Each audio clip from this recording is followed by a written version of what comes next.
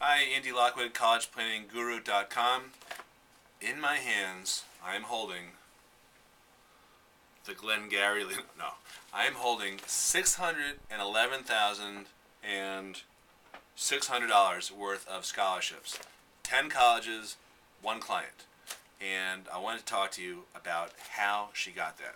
Now, before I tell you how, let me tell you a little bit of background. The first thing is that she is not an ethnic minority.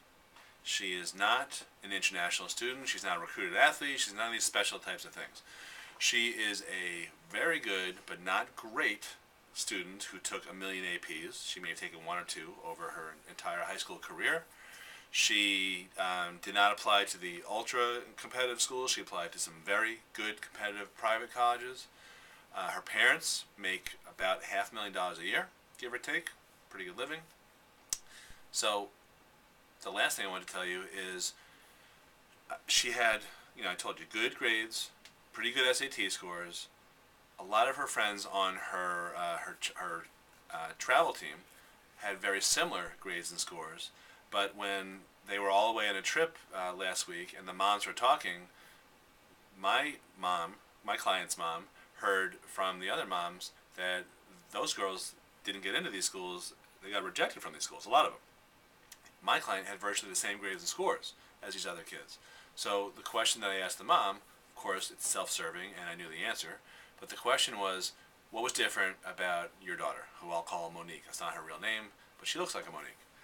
And the answer that the mom gave me was that back when Monique was starting her junior year, which is when we started working together, and she and I were kind of casually discussing what she was interested in pursuing as a career, I said to Monique, you know what?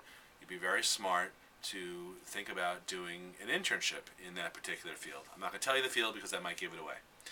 And she said, well, what do you mean? None of my friends is doing that. How would I even get it, an internship? Is it even possible? And I said, look, the fact that none of your friends is doing it is great evidence that you should be doing this. That's exactly why you should, because it is atypical. It's unlike what most kids do.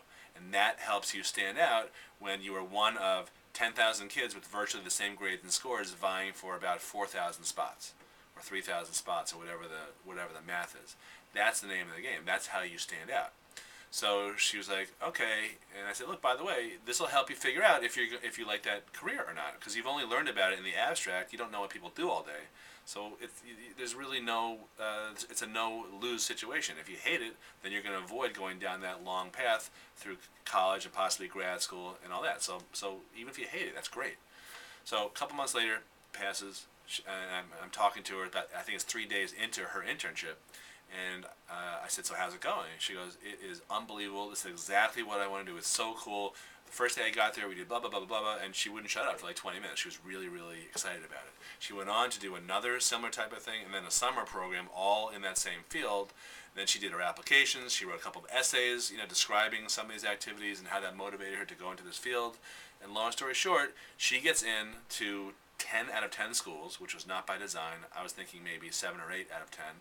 And her friends with the same grades and scores didn't do nearly as well.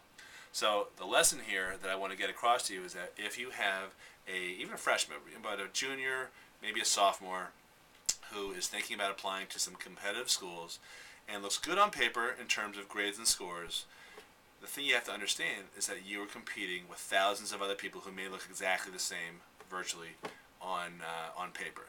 And if you're not an ethnic minority or an international student or a legacy or a recruited athlete and so on and so forth, if you're not one of these special hooks that they refer to, then you've got to do something to make yourself stand out. So that's exactly what my client did, and you should be thinking the buzzword that I want to leave you with is atypical. Think of an atypical teen activity, do maybe 2 or 3, and you'll be well on your way to distinguishing yourself on paper and not being a commodity, and you should enjoy great results. Thank you very much for watching. Andy Lockwood, collegeplannningguru.com.